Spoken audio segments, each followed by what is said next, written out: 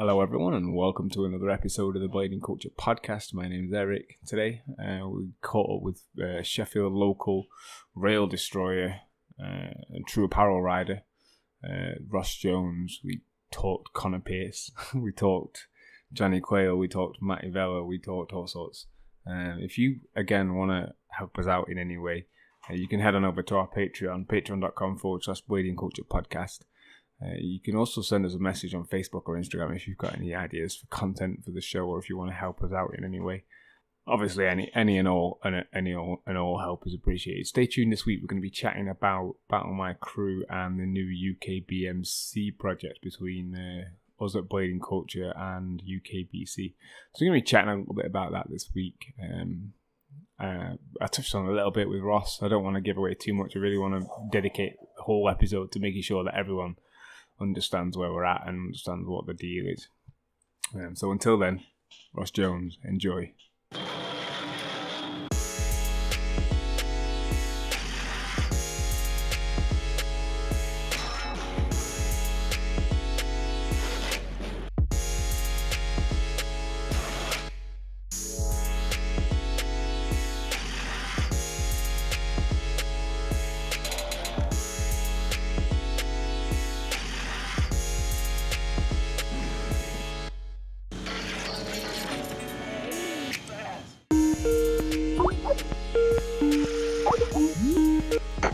Hello?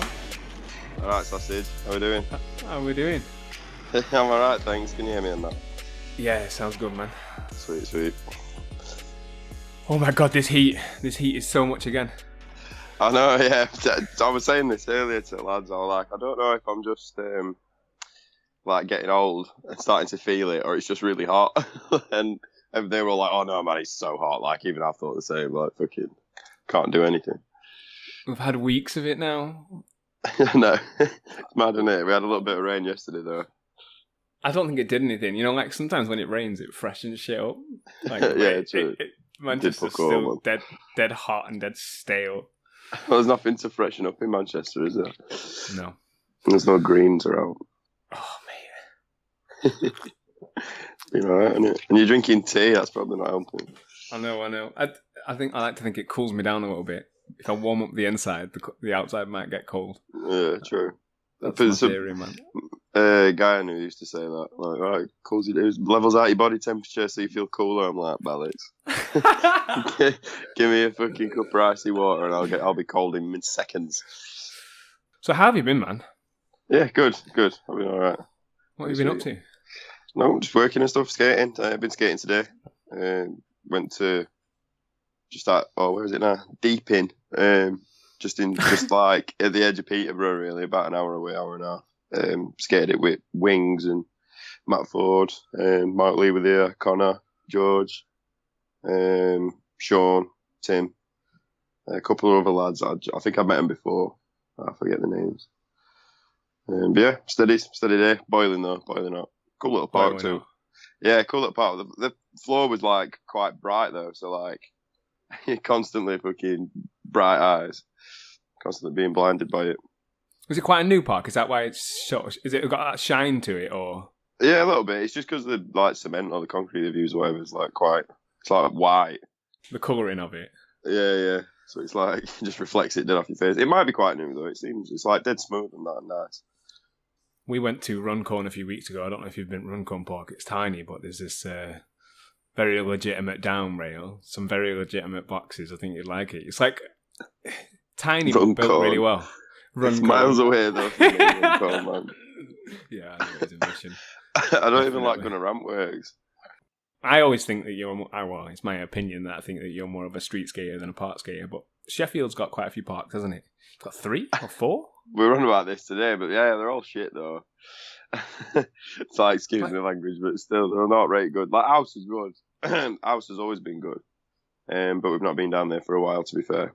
There is another one that they've just redone, but it's more of a, like an indoor one, but it's more of a BMX park, like, because the House don't let them in, so they all go there.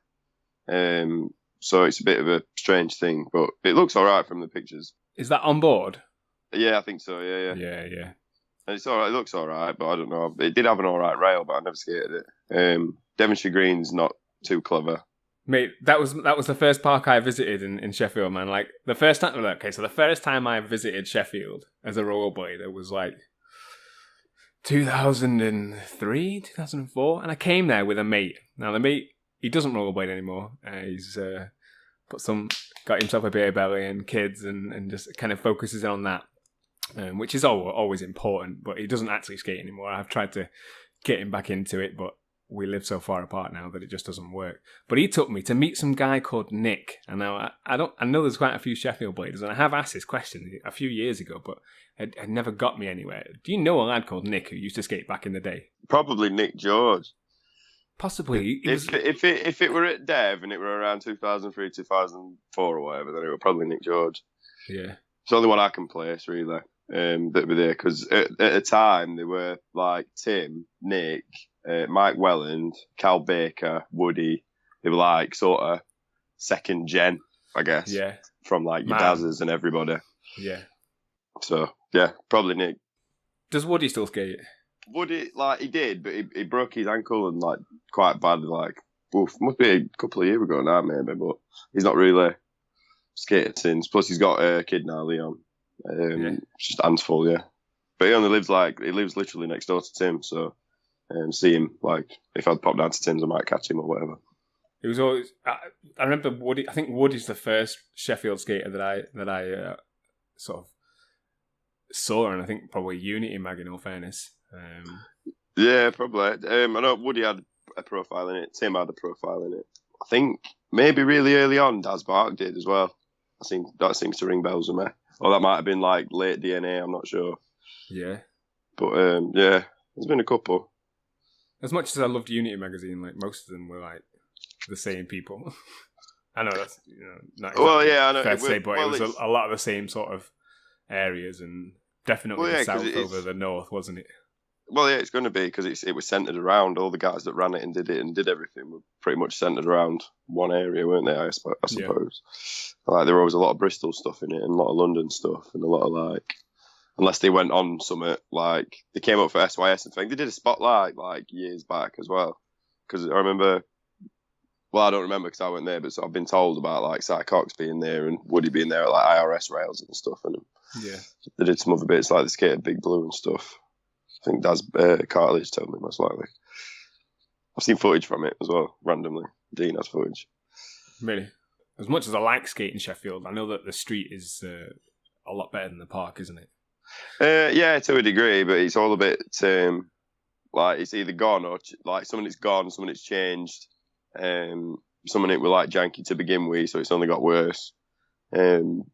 Like, I don't know, there is stuff to skate. I suppose if you came there with fresh eyes, but like you look back now and I think, Christ, some of the stuff I've skated in town were like horrible to skate, and they've only got worse. Like, obviously, a place is developed, but Sheffield, it didn't really do any like developing in terms of architecture or anything changing for like years. It's only up until recently that they started changing things, like last 5-10 years.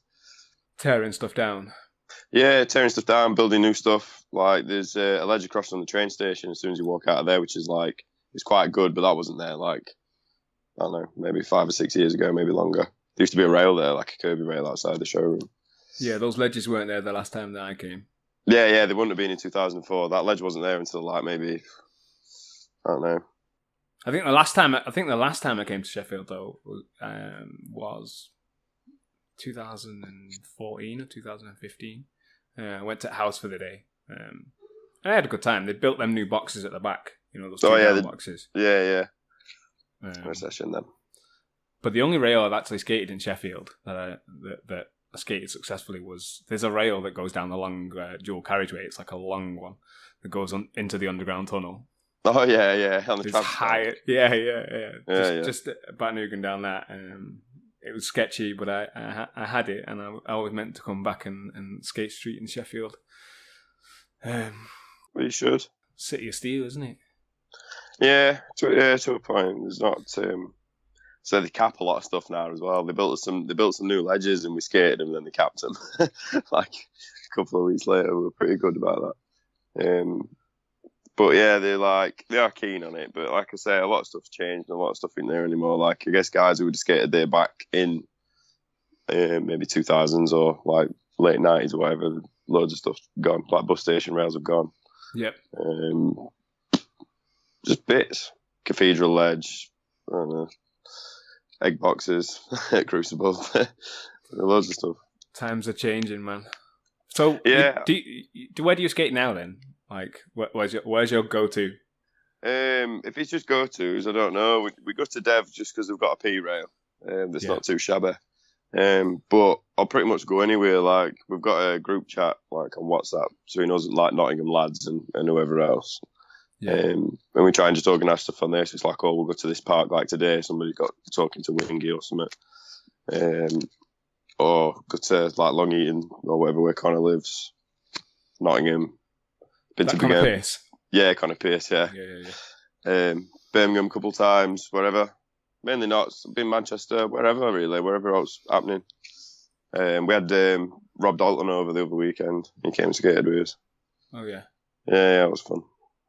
He's I remember, I think I've seen some videos of him in Barcelona recently, or I'm not sure where he went. You've been on holiday though, haven't you? Yeah, I went to Ibiza with my mate, so. Matty Vella wants to know how it went. Oh, does he? I'll message him and tell him. It was eventful, man. It's like not like the sort of thing I'd previously done, you know, like just go away to get like messy with lads. Yeah. And it got messy with lads, and it was sweet. I don't think anybody had a bad time. Yeah. Well, Connor Pierce wants to know how many tequilas you can handle, so I'm guessing that has something to do with your Ibiza trip. 7. No, 7. That's way before. It's way before tequila. We went to some pub, man, and Connor was steaming, and he was like, "I want 7," and the barmaid was like, "There's only 4 in here," and he's like, 7. Like stupidest thing, and he just stuck like. So now, if we do go out somewhere or he comes up and stays out with us or whatever, then it's like, I want 7. Just became a thing. He's a good little skater, isn't he? He is, yeah. It's good, man. He's come on like mad. Yeah, like exactly. Like from because I'd never heard of him, and then all of a sudden, like it's cracking on. I was like, what the hell? Oh yeah, we were saying it. One day I went to Long Eaton to skate park there because somebody would. I think it was that. What were he supposed to be? They were a little. Do you remember that Luke kid who? Well, he's not with us anymore. What's his? From like Nottingham. He did that relegate skate and that. He did that competition, didn't he? Yeah. I've still got my relegate skate tattoo, man. Like, is it? I was on the team for a while. I was on the team until it closed. Oh, was that Luke Johnson? Was it? Is it Johnson? Yeah. But what was that? He did a comp, didn't he? Yeah, they did like one back on blades and all sorts of stuff. Yeah, the Radcliffe one, and then there was one at we did a couple of sessions at Terminal 1. Well, this was the thing because it was the first one. Went to that and it were at Radcliffe and it were all right. We like saw Wingy and that there and whoever else. Yeah. And it were all right session. And then there was supposed to be another one at Long Eaton. So they were. I turned up with somebody and I think like a few local lads were there, like Tom Watson and that and his brother and like whoever, like maybe Jeff. And Connor were there and he was just this little kid, man, and he had trackies on and knee pads on over his trackies and Genesis. And he was just like, he was mesmerised, you know what I mean? It's like I saw in him what I myself were at like his age, seeing like lads come to the skate park that like obviously much older and a bit more experienced than you. Yeah. And he was on it then, he was good then, do you know what I mean? I was like, you know, this kid's alright, like doing Trimazoos and that or whatever else. And it was only small, had like quite long hair and that, right, little grommet. I mean, proper reminded me of my son, it was funny. And then, yeah, he's just come on. Like, we bully him into tricks and stuff, and he does them. So it sounds like, started just teaching him. Like, he just more and more, he started coming out more and more. Like, his mates would see us, we go to wherever park. So just started picking it up. So then we got talking to him, like, taught him how to do true spins and stuff. Taught him how to, like, just, words gone from my head. Sharing the knowledge. Yeah, just whatever. Just like talking to him, trying to build his confidence up weird. Do you know what I mean? Like you can do it. Like telling him he can do stuff. Like how do you know you can't do it if you don't go and have a go at it? So yeah, like just not. And he's just gone mad with it. And his style now is crazy. The way that he skates is just so fast. Have you seen him skate a bowl or a mini ramp? Yeah. They're so quick, you know. So like, fast. You don't believe it. It's like, unless he's going Mach 10, he's not happy. And he never seems to fall. Never seems. And if he does, he'll just like slide that ramp on one foot and then like keep going. It's mad how quick he is. He's all right. He is a bit of a park rat and he knows that. But he can. I've got him skating rails and stuff. I've made him do tricks down rails and that. So he's just coming on. But he knows he gets really angry at himself. He's like, take me street skating, make me do stuff, make me do. You know what I mean? So that's what we do. It's good, man. It's good to like, obviously with him being so young and getting into it, and being surrounded by people who have been doing it for such a long time. Like that, Yeah. I think it definitely helps to have people around you that want you to skate. Oh yeah, for sure. I mean, it was the same for me when I met Daz and stuff. Like everyone I've ever skated with has always been older than me. They were only like, when I was younger, they were like one or two kids. But when I were actually like skating and you know what I mean? I had right skates and I sort of knew lingo and whatever else. They were like just met up with kids from house like Rob Smith or Mendes or whatever he's going by these days. And then Dean, Digger, Chris Wall, he'd be around sometimes, but you'd always hear like, they're just kids that are good at skate park, like Mark Turner, his brother, whoever. And they'd always hear stories about, Daz and like Woody and stuff, but you hardly ever saw them because obviously we were in skate park all the time. And yeah. They were out skating street, but every now and then they'd come down and it was like, man, these guys are crazy. And they'd encourage you and whichever else. I mean, one time I was skating in, did you ever got retail park ledges at Meadowall Retail Park in between Mackey's and Pizza Hut with them curvy ledges? No, I don't think so. They're all right. They're a bit aggy now, but they were like a spot for kids. Like they were like, like 3-tier ledges, quite low, like so you could skate middle one and bottom one, like pretty sweet. Yeah. And just randomly, Tim pulled up like on his lunch break or whatever, and I had no idea who he was or anything, but he was like wearing a suit and like just eating a Mackey's and like talking to me about rollerblading, and I was like, fucking hell, like, you all right at that? And you're like, I don't know, I don't know, mate. To be honest, who are you? Sort of thing. But yeah, and then eventually, as it come on, I sort of found out who we were and got to know him like later on. A bit of a random thing, really. But yeah, anyone who you skate with who's older than you and better at it than you, and they encourage you to do it, you're going to pick it up quicker, aren't you? Yeah, definitely. Push yourself a bit harder. When did you start skating? Like 2002. Okay. So I was like 12. Yeah. So, and that was like just about like I think I got hold of some Solomons or something by that point. Feinbergs, I think they were pretty good. And then just man, learned how to royale in them. Yeah, learned how to royale in them, and that was that. Went to house like most Saturday, Sunday, most weekends for like years, and then started like we'd venture out and go and skate street and whatever else, and then. Most of the guys that I skated with at house, like Rob and everything, and Digger and everyone, they all stopped skating for like, as you do, like they grow up, they get cars, whatever interests. Yeah. Outside of skating, and then we sort of fell out. So then on one time I went skating with Rob, and he said, Daz and Chris are coming out to meet us. And we're like, Sam, so we waited around at the skate park for him and didn't show up. And it turned out that Daz had his card written off by some bloke as he was on his way to like come skating or whatever. Jesus.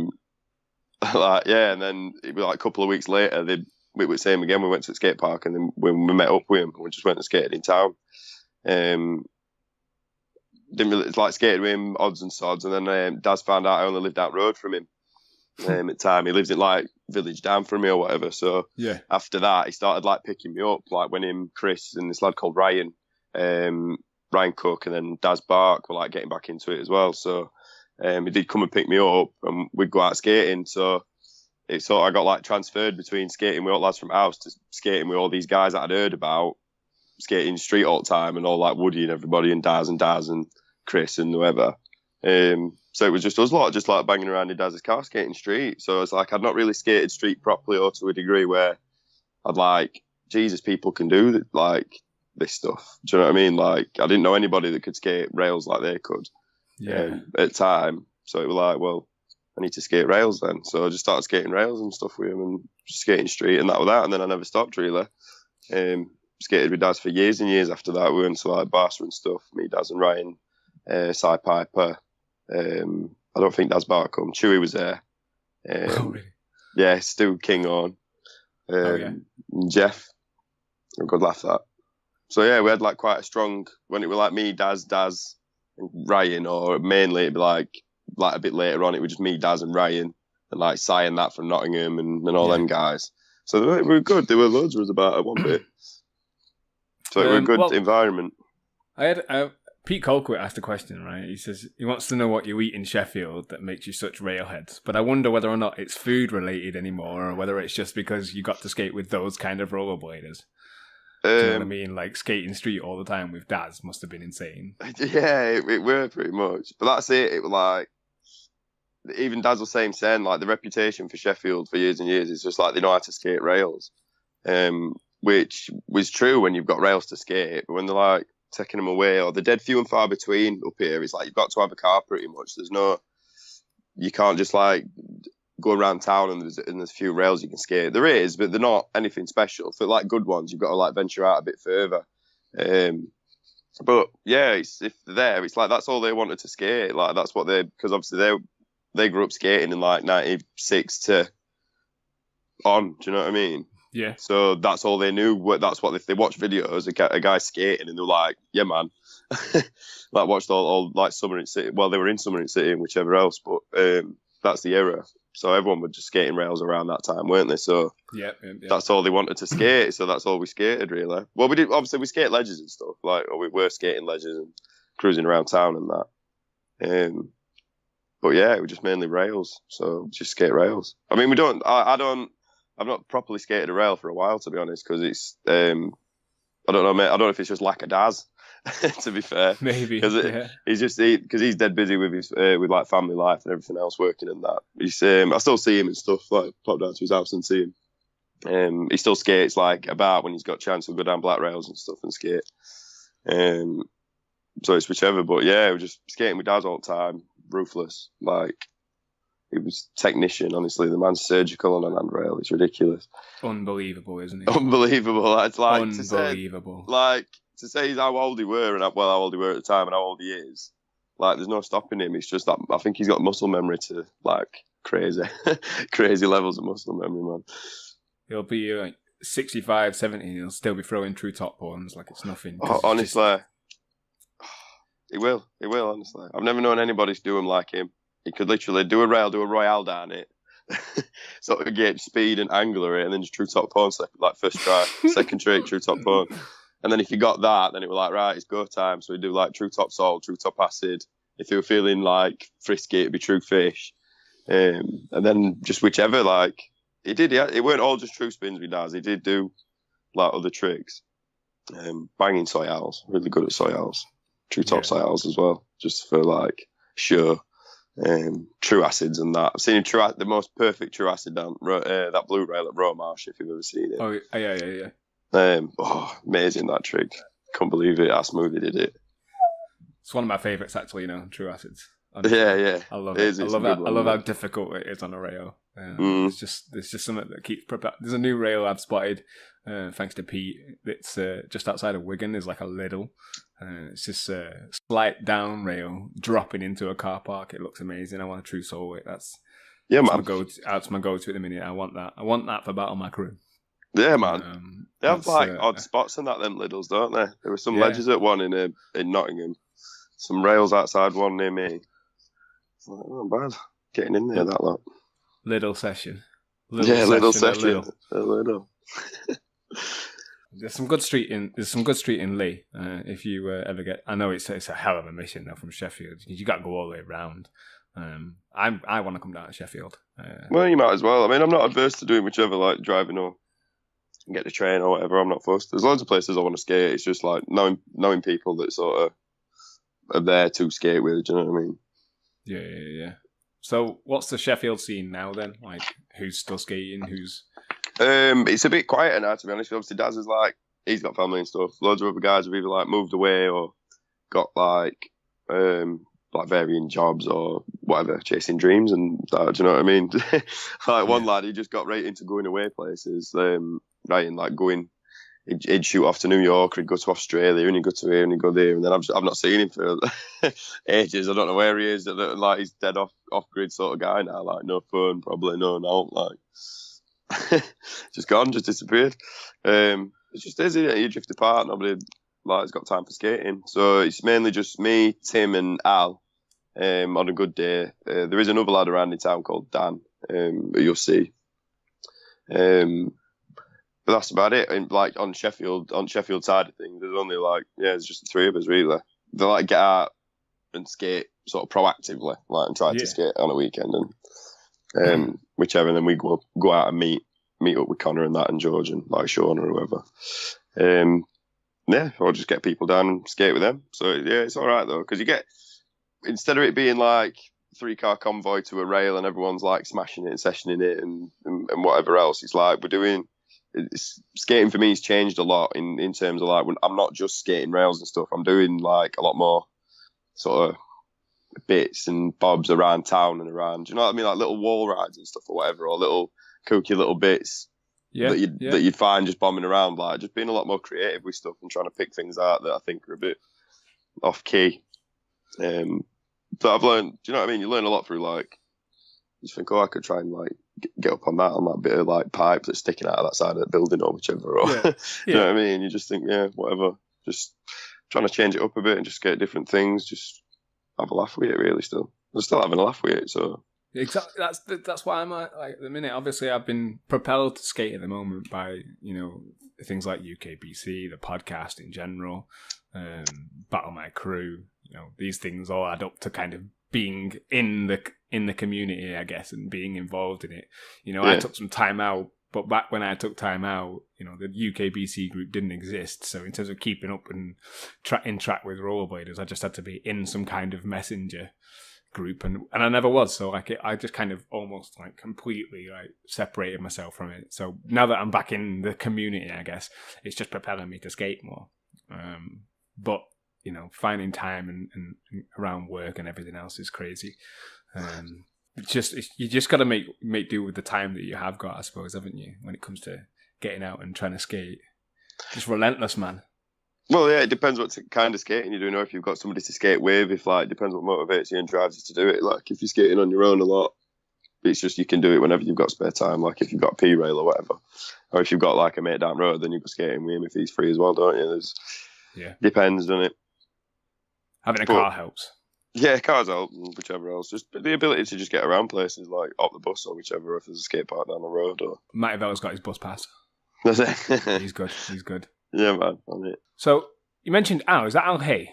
Yes. Right. Well, I spoke to Al Hay a month ago or something about that, about Forged from Steel. Okay. He said you might be able to fill me in a little bit about Forged from Steel. What's the deal? Forged from Steel was just the thing that it was after Neuer because Josh, who was one of the guys behind Neuer with Tim,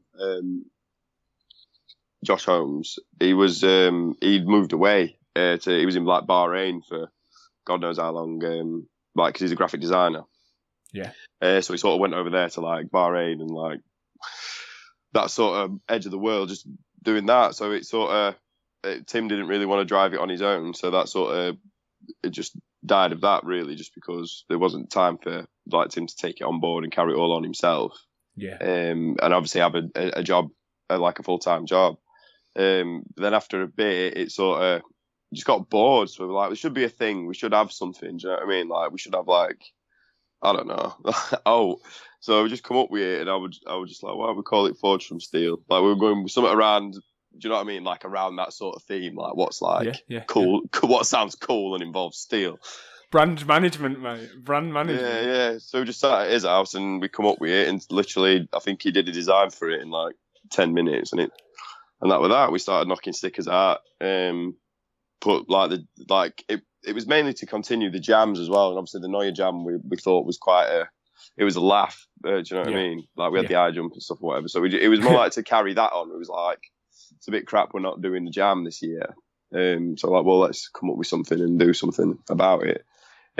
So we did, and it just started doing stuff like that, and then did some shirts, did some bits for one of the jams, and then Bobby came on, Robbie, he came on and started doing more trying to push it more, doing shirts, doing whatever else, whatever he could. He put the jam on, got all the money together for that. Everything else, so on. And that's just how it came about. It was just sort of a crew thing in a way. Like Steel City Rollers was like the original thing. That's what the Facebook page was called. Like I was going ages to say ago. that was the group, wasn't it? Yeah, well, that was just what we used to, I think it was like the group chat or just the name of the page. Like I think Daz named it that or something. And then we just like named it as that. It wasn't anything like serious. We just had shirts and stuff, and like people bought them and they sent them to dig it. It wasn't anything too serious. And then it just sort of, that was the same. Like Bob, he didn't have the time to like put into it, or like the money to keep throwing at it and whatever.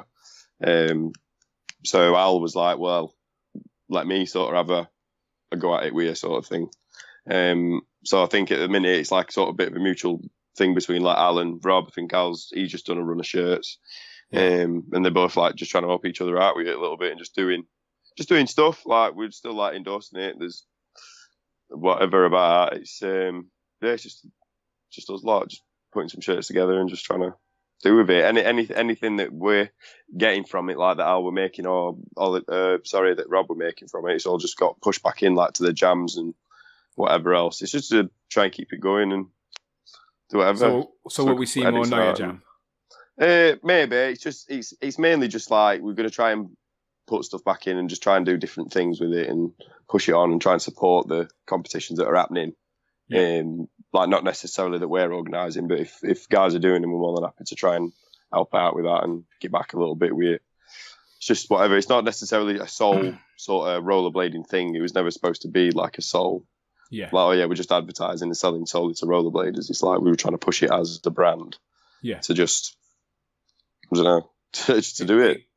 It can be good to get an outside perspective as well. Like, rather than, that being said though, like, do you remember Yukon? They were like, initially rollerblading, and then all of a sudden, like, they do backpacks now, I think. Jim Akers worked for him, Oh, really? Yeah, he worked for him, and I think he did like, like a year away at uni or whatever, working for it, because he was doing like fashion and that at uni. Yeah. And he went and worked at Yukon. And he said that they went in like the warehouse and he found all these old fucking like all the old blading stuff, like joggers, like little stuff they didn't even release that they were going to release. Yeah. God. Like he's got some real cool little like bits and bats from that, I think. But he worked there for a bit. So I can only imagine that being cool. I'm not sure if I'd ever been able to control myself. I think I probably would have taken some stuff, risked my job. Oh, you would, wouldn't it? It'd be like working at Sunshine or whatever. You're like, mad. They better have some Colts or something, or some dead stock. Or do you know what? I actually wouldn't mind working at Sunshine because they've got the little mini skate park, haven't they, at the back out of the warehouse? Oh, have they? Did you ever see it? It was like Haffy did his game against Aragon there. The steep down slopes. Yeah. Yeah. I know what you mean. You're riding Razors right now. You're not riding 4 Razors though, are you? No. Just skate Razors, man. Yeah. Oh, you're on the shifts, aren't you? No, I'm freshly back on SLs. I skated them today. How are you feeling? Yeah, SLs is like coming home, man. It was wicked. Have you seen the new SL? Because I was gonna ask you something. Not new SLs. No, I just got some SL1s off a mate of mine. Yeah, like because there was some talk a while back about like rollerblades kind of, I don't know, like progressing and all this money being pushed into new random products. Like I get the power blading scene and I get that, but I was going to ask about the pro scene and whether or not we should be like supporting the pros more rather than funneling all this money into new tech and new hardware. I'm guessing because obviously from what I understand, Razors have finished releasing it. Well, that was what I was under the impression of, but Edwin got a new skate. Did you see? The black and white one. Yeah, that's an SL, obviously, but that's the first pro boot I've seen in a while. I can't remember the last Razors pro boot. Well, you got to think you're catering towards an audience with a pro boot, really, aren't you? It's like you sort of, to me, you gotta like narrowing. You gotta like the guy. Well, yeah. If you don't like the guy, you're not necessarily going to buy his skate. Yeah. So if that's Jenna Downing's sick, but her skate was of no interest to me. Like, well, it was just a white SL. Like, to be honest, it was probably the whitest SL you could get, and it was for a good cause. Yeah. So, like, in my eyes, if it was better than having like the SL2 because they were super white, I think the Jenners. Super white. So they were worth having, even though they had pink eyelets in them. They'd only rust eventually anyway, like all SLs do. So it wouldn't have really mattered to me. I'd have still bought them if I was after a white setup. But yeah, we had that conversation today. It's like, why don't Razors do any like other colours other than black and white and like off white and brown and that? And we're like, black. It's. I guess it's something to do with the process of making the skate to actually get a different colour out of the moulding. So it's like, I think the different. You'll have to buy the material in. I'm guessing. I don't know if you can, rip dye a white material. Oh, no, I don't know. I don't know if it's. I think it's how it's made. Like you say, you might have to just buy it in. But if you ever notice, like some coloured, like I know with the Rosas boots, like the Velos and whichever else, depending on the colour, like the black was like the plastic seemed to be different to the white. Like the white was like dead smooth. So I think it's within the process and the material used as to the colours that you get in. I remember someone saying something about like if the darker the plastic, the stronger the plastic, but I don't know how true that is. They always use with them rumours, didn't you? Like black sole kits is faster than white sole kits, apparently, because the plastic's different. Do you skate rockers, by the way? Yeah. I just skate the standard rockers that come in feather whites, man. Have you seen these slicks? No, I've not. No, they're wicked, man. They're made out of acetal. All right. So it's like a really hard plastic. With, a lot harder than nylon. Yeah, harder than diamond, mate. But I've taken these slicks out now recently, and I always skated them ground control rockers. I didn't like that they rattled a lot. I didn't like that if I over tightened them, they would just stop moving. Sometimes I want it to move a little bit. I don't mind so much. Like I always skated the Higgs Boson anti-rockers, the Mind Game ones. Oh, with the big bearings, so it's like the first new bearing that I've seen where I can kind of mimic the setup that I've got on the Higgs, and with the groove it kind of matches. They're good, man. I've been skating a lot of rails recently because there's a lot of rails around me. Oh, buzzing! Like it's having a good anti-rock is wicked, man. Yeah, I like them because they wear generally to what your H block's doing.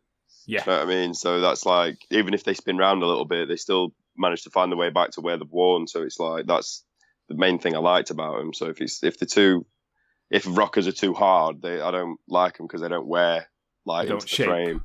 Yeah, they don't. It's like extending your H block, innit? Yeah. Like at any given point. So they do all right. They serve a purpose to me. The sound, like I can't fault them. So that's it. I've never really been one for customizing my skates like crazy. No. The only times I've had like different coloured bits on my skates is if I needed different. Do you know what I mean? I needed sliders and they were a different colour. I was like, I'll have them. Like my mate would have some, so like sweet. So I'd have like a black front slider and 2 white back ones and odd cuffs and whatever else. I used to be known for swapping parts at the park. Oh, what size are those? Can we try them? Rob used to be bad for that, like swapping parts or swapping skates or he'd try and have out off you. It was right funny. How long have you been skating a Razors boot for? Good question. I think just before the very first Neue Jam, because I was skating Rems up until that point, and I really got on with them. Like I loved them. I loved the way Rems skated. They were like bang on. And it was like, was it like what they called like 02, 03, or the ones with like the flap over the front and like that you could pull tight. Yeah.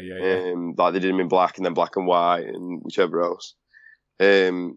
Like around the time the OS boots came out, but he started something to do with like the way that the liner was stitched. There was like a bit of fabric in the liner, and because I do all my tricks practically on my right foot, or at the time I did,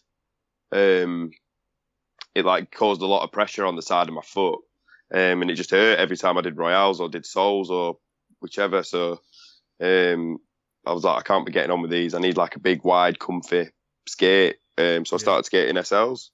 I think Icons were like first ones I had, like the team one. Yeah. That was the first SL I'd got, or maybe some Murders. Maybe somebody had some. Was it Murder 2s were the first with the fabric? No, was it Murder 3? The first SL was a Murder boot, weren't it? Like it before they were like just SL. I'm sure the first one was like it was a Murder Pro skate. I don't even remember Murder having an SL boot. Yeah, I'm telling you, I swear it was the first one, the black and white one. Just all black with the white backslide plate on it. I'm sure it was a Mike Johnson skate. Because I remember there was the Aragon 2s.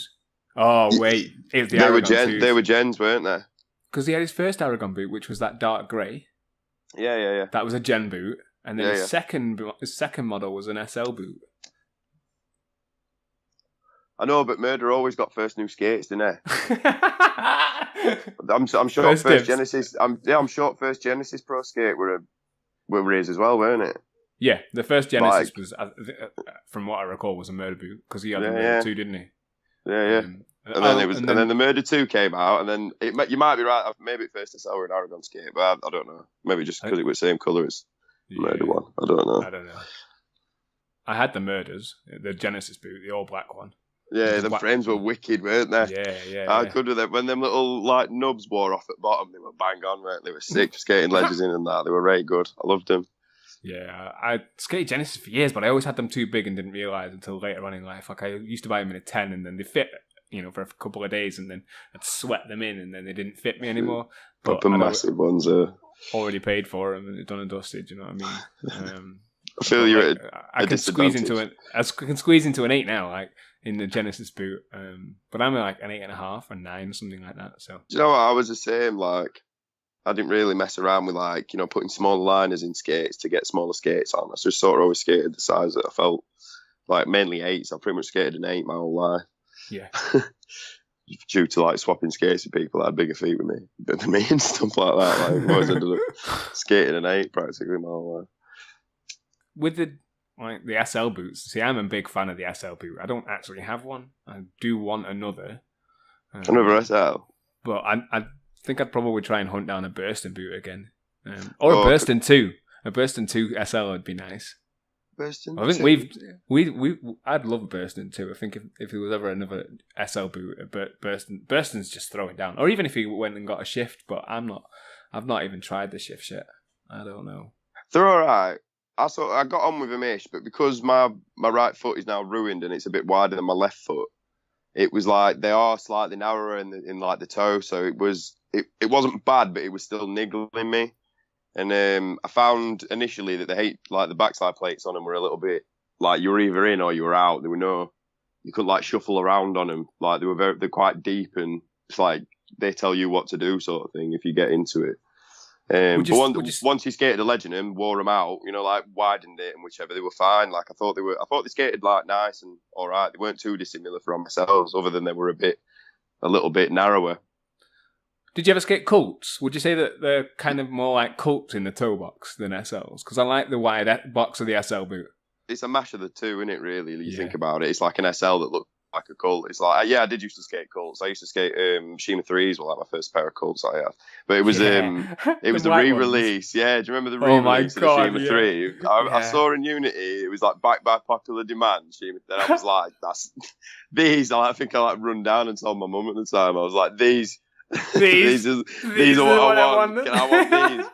And I got really heavily into I was well into Mia Jaeger at the time. Because I'd seen he was in a few videos that I had and whichever else. So I was like, Mia Jaeger, Shima 3s, yes please. And that was that. So yeah, I did skate them. I had a few pairs before that. I had some creams with some Leo Varnos 2 lace soles glued onto them. They were bang on. And I did. I've skated races quite for most of me, like of rollerblading. But like I skated Solomon's for a bit. I skated because I think everyone skates Solomon's for a bit. It's like you've not. A rite of passage. You've not gone through skates if you've not skated Solomon's. At some point in your life as a rollerblader, I think you either have to or you have skated them. Like they were that good at the time for what they were. They were banging, weren't they? Yeah. Mainly razors. I skated Rems for a bit and then just stuck with razors. Like I had Shima 3s, I had Shima 5s. After that. Then skated Rems, I had Halfies and whichever else I could get my hands on at the time. New ones, old ones, whichever. And then SLs, I've skated SLs pretty much since, just before the first Noia Jam, I think. Yeah. But I can't remember exactly when that was. My first razors were what's his name? They were like the Charles Dunkel, but who did they go to in the end? Humphreys, Leon. Yeah, with him spelt wrong. There was two. Yeah. I think the first. I don't know if it was all of them, but I know the first. I know the story. Like there was a few that were, or whichever. There was a run of them that had the typo on it, but but the Dunkels were slightly different, if I remember correctly. They weren't exactly the same. I think they had a slightly different colour to them on like the lacing bit or something. The Dunkels. Yeah.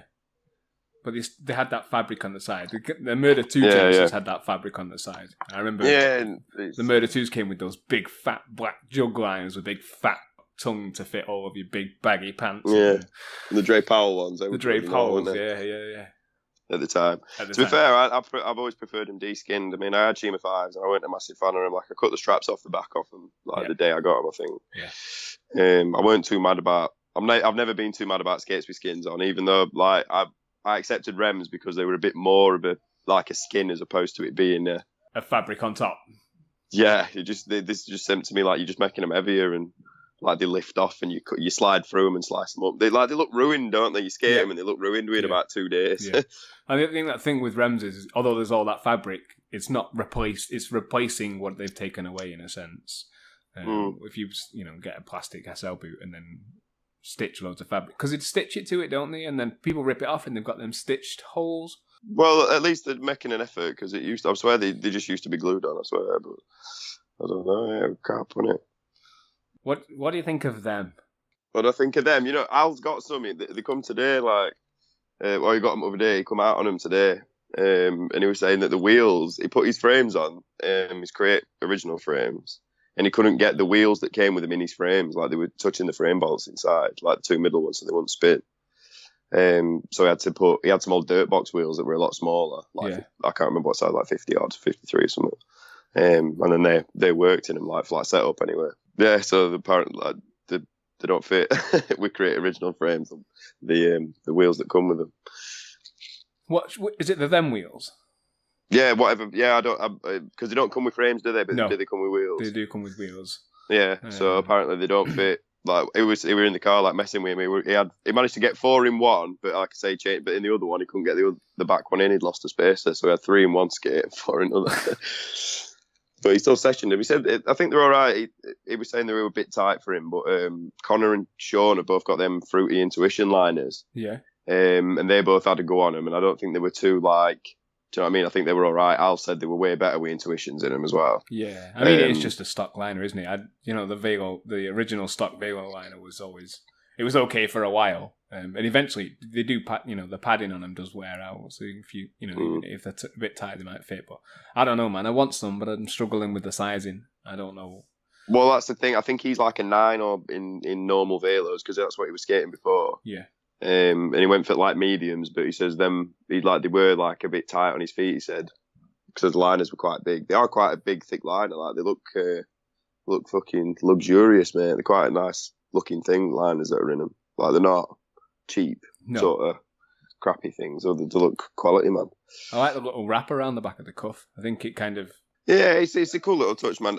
I think they looked a lot better in person than I thought they were going to. Like they do, but I put one on and I had one of my SLs on as well, and I was like, they feel very, very similar to each other. Like they weren't like I didn't skate it. Like I just had my feet in them, and I was like, this isn't too dissimilar to my other foot. Do you know what I mean? It wasn't too much of a problem. But yeah, I don't know. It's just one of the things that built the hype about Amani, and they've just like gone boom. Johnny Julio, man, he'll talk us into out that bloke, won't he? He knows how to rally everyone, doesn't he? He does that. He's like, yeah. Christ, Velo's going under and this, that, and other. Skint. Brand new office, new skate company. Like overnight, weren't it? Overnight, yeah. Knows how to build a night. Johnny Julio, man, he's got us whipped. 100%. Like, that's the thing. Rollerbladers, we're too nice. We're too nice to people. We're too nice about everything, but we have to keep everything going and to keep skates and everything else. We have to be. We're having to be so generous within the community to sort everything out. Like it's more than. Do you know what I mean? It's more than welcome. Like loads of guys, everybody's out asking for help with stuff, and we're more than happy to help them with them. Do you know what I mean? Yeah. Help us with this, help us with that, GoFundMe's and whichever else. But it's the only way it's sustaining itself is because rollerbladers are like, rollerblading, yeah, man. I'll send you a tenner. Yeah. we'll just do it ourselves then. Yeah, that's the thing. It's a very DIY like thing at the minute. Like we're having to obviously support the industry, and it's a lot harder with like obviously people growing up and getting out of it. No, I don't know any kids. I've not seen any kids on rollerblades for time. Like you don't see them down the skate park. You don't. That's why like I wanted to do the TV thing because I was like, if kids are going to watch it, then sweet. That's how I got into rollerblading, and I've seen it on the TV. Yeah. So I was like, yeah, man, I'm gonna have a crack at that. So Was that Revolution? yeah, that was Revolution. Yeah. How was it? The experience, like to go and do it, it was a right laugh. I buzzed off it. Like, I thought it was fun. Met so many cool people. And it was a good laugh, and it was like bumping. Like I didn't know who was going to be there at all, so I just turned up, and then like Ricketts was there, and Dalton was there, and loads of other people. Matt King, he was around. Jenna was there. Yep. Who else? Lewis Bowden, Quinny. All the dudes, man. I knew everyone that was there pretty much. So. There was some big UK names, wasn't there? Big UK faces, current UK faces as well. Yeah, I suppose you'd say so. Yeah. I suppose you'd say so. How was skating that course though? It was all right. It was slippery though. Like Yeah. you wouldn't believe it was quite slippy, man. Like you'd be going one way, you'd try and bang round the corner in one of the like the bowl sections, whichever, and you just slip. Like yeah, it was a bit weird. But yeah, it was all right. It wasn't too bad. It was. It was just like a pump track. You could just pump it in certain areas and you get like hit the jump box, bob down, go up the corners, whichever. It was all right. Tiring. Like they said you're gonna have to like try and up your fitness a bit to whichever, whatever. Yeah. Like so you can, because we didn't know if we could do it. Some guys were all skating flat set up, like big wheels. Yeah. So on and so on. I was just skating rockers, 4 down. A few other guys were, whichever. But yeah, it was cool, man. It was good just to go out there and just have a laugh for like a few weeks, man. Was there a big enough crowd? Do you think, like, to? Because obviously they had this. It was a little mini stadium, wasn't it? Basically. Well, it looks huge. Anger Man. And yeah. They made like Dark Knight in there and like the newer Tarzan film and one of the Star Wars films and that. Sick. Like like the mainly CGI things and whichever. Yeah. It's quite big. It's Yeah. like quite a big thing. It's like an old airship hangar. But yeah, it was a crazy big thing. It was quite big, not the worst thing. I don't even remember seeing like casting for it or anything like that. Like, I don't even know how I've come across it. I think Matt King put something on Facebook like, "Here, you should have a go. All the competitors are this and that." yeah. Like just try and get onto it. So we did, and I went down to Adrenaline Alley and like had a crack audition for it, and that was that. They rang me up and said, "Yeah, do you want to go?" So all that sound. Adrenaline Alley is a good place to go and practice as well, because you're obviously a rail skater, in my opinion. I've said that before. Like I love watching you on handrails, and the Adrenaline Alley's got some. Yeah, it has. It's really good. Like down rail there is good. The kink's like a bit gnarly, but Yeah. it's a bit bitey, but it's nice. But yeah, it wasn't really even that. It's like they set us like things to do. Like we had to jump, like go into where the like the resi and the foam pit is and that, and like just hit the jump box and do some like wow 'em for like 10 minutes, and then we go over to something else and it's like, what can you do on this? So we do that for like all very controlled for like 10 minutes, whichever. And then we just had like they just let us go for like 5 minutes around the park just to bang around. So it wasn't as if they were like this obstacle, that obstacle. They just wanted to sort of judge your ability, I guess. Yeah. See what you can do. Because the course on Revolution, that high jump was insane. Watching Quinny jump over that was insane. Oh yeah, mate. To be fair, like Quinny was getting over that. I know he can go so high for such a small guy, but Loveless, I reckon if Loveless had he even said to me, he got too comfortable with it. He just went up the ramp like on the last thing, and he was just like too leant back. Yeah. Just too chill about it. He can go so high, Loveless, like ridiculously high. Like that was, I swear, in practice he wasn't far off that. Like he was just standard Loveless, just cruising around. But yeah, like I think the first few days, we filmed one night a day pretty much, and the crowd's over the first. It was with the days that it fell on.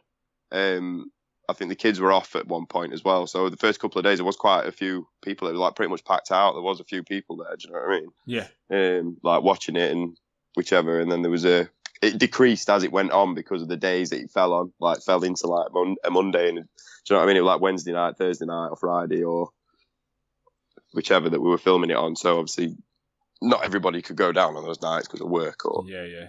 Do you know what I mean? So, but that's the magic of television. You make it look busy or whichever, don't they? It was nice to see it on Sky, in all fairness. I know that rollerblading doesn't always get the coverage that it... Even though Steve-O mugged us off. Yeah. But still. In his gold suit. Yeah. Lewis had a proper go at him about that. It was a bit of a sly dig, isn't it? It was a super sly dig, man. He didn't have to do it, but he did. But you got to think the people that he hangs around with are all old hardcore skateboarders and stuff. Yeah, he's in that mindset, isn't he? Yeah, he just, I don't know. He's not the nicest of dudes. He's like, to say he's like Steve-O, it's like, I know how you made your living, mate. You should be a bit more chipper than this. Yeah. Surely. He's quite the character. Like, but again, it was good to see it on TV, but we don't, like, I watch most of my rollerblading now on YouTube and kind of following what people do, because obviously you're riding for True Apparel, so I've seen a lot of your stuff at the moment through the True Apparel.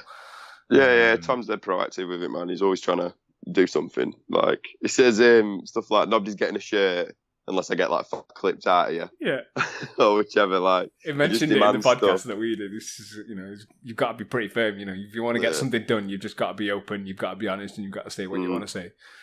Well, that's it. It's exactly that. But it's like every now and then it'll just pop up. He'll be like, right then, are you all going to do something for this? And I'll send you something. And I'm like, sound. Yeah, we'll do it. So that's that. We got a group chat for that as well. So we just like have it out on there. How long have you been riding for True Apparel? I couldn't even tell you, pal. Ages. Like since I think it was like the second or third shirt that he'd done. It was just a random thing, to be honest, because I didn't really know any of those guys. Like, I'd seen Mark at Bones loads. Like, you go down Bones if it were raining in Sheffield, whichever, like just go and skate there. Yeah. And you just see Mark, and then that's how I met Vela, I think, because I used to see him there a lot. I just remembering like, this kid, he can do soyals that good. He falls. Yeah. Like, Oh my god. He gets that low, and he's that like Abdul Kohlberg about it. He just like he knocks himself out of them. Yeah, it's mad. It's like he puts that much steez into him that his skates no longer stay on. Like that's the rail screaming, "Get off me!"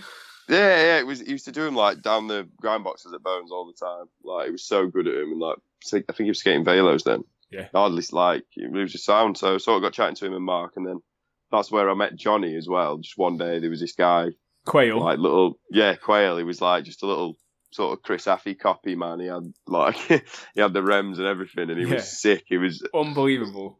Johnny Quail is the rail with him. The adjustable rail. Yep. Because there was only like me and a couple of lads there, and they weren't like really sessioning. And then all of a sudden, this lad turned up, and he was going in. So it was like, sweet, I'm skating with you then. Very similar sort of tricks that we were doing, and that we do. So it was quite good. That's so I got chatting to him and found that he was in Manchester. So yeah. I've known Johnny a long time as well now. Like the first time that me and Quail probably skated was Bones. He came up to Buxton where I was living back in the day, and we filmed a video. It was like a visit from Johnny Quail. It went onto a random YouTube that I don't think I've got access to anymore. But I've been skating that park for years, and Quail turns up and does things that I thought were impossible. Like, oh yeah, he's magic in it, Quail. You can just we call him the Terminator, man. on the group chat, he's like fully the Terminator. Like he's nothing he can't do. And if you think that he can't do it, he'll just do it switch instead. He's like he doesn't even know. Like you ask him like which one switch is like at this point. I don't even know. I just do it either way. It feels the same. I'm like, okay. He's broken his leg though, hasn't he? Yeah, recently he did. Yeah. Doing like backflips on skis, I think. Oh no, not back. I think he did it skiing. He said he did a backflip 180 on a resi. Oh yeah, that was it. He messaged me when he was on his way to Osprey, and it was like, because the day after I was supposed to be going up to the Livy Jam in Scotland. Obviously, I didn't eventually get to make it, but then neither did Quail because he broke his leg the day before. Oh, gutted. So it was just like, I've not really spoke to him about it since. I suppose he's in like gassed about. I don't think it's not too serious though, is it? Something like a small sort of fracture in something. So he'll be back fighting fit, man. He's mega, that guy. He's fun, really nice guy. I like Johnny. Sound kid, been all over with him, like skating Nottingham and stuff, and wherever else, Birmingham, so on. They're all just good guys. Like, I think Tom just approached me, like somebody shot me a message, or he knew somebody who I know, or knew. He was like, "Do you want to skate for us? Like, skate for True, whichever." I'm like, "Yeah, sound." I think he was like, "Will it?" He even asked me if it'd like bother like anyone from Forged, or I don't even know if it was like Neuer at the time, and I was like, "Oh no, it'll be absolutely fine." Yeah. Like whoever else, like whatever.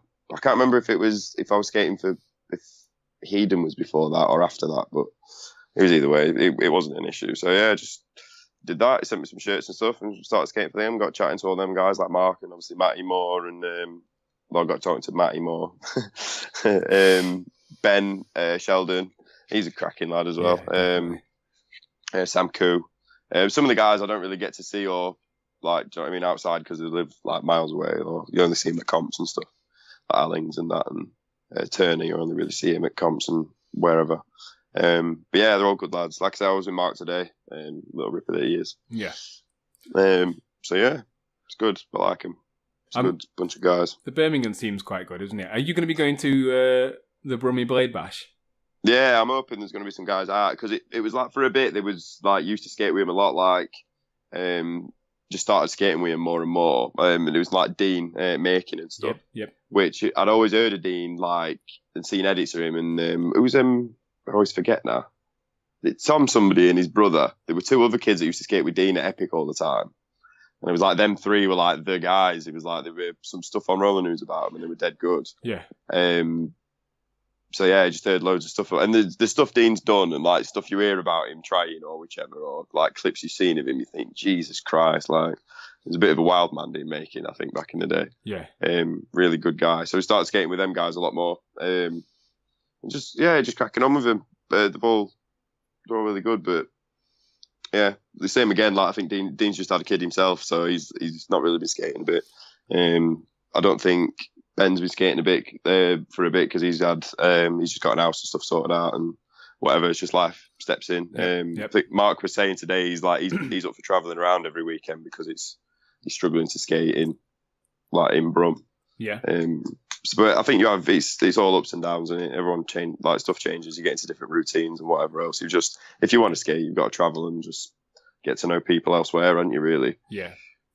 So obviously, with the Sheffield scene being a bit quiet, what are you going to do about Battle My Crew? Are you going to take part? Are you going to skate with the Brummie lads mostly, or? Well, what's your definition of the term crew?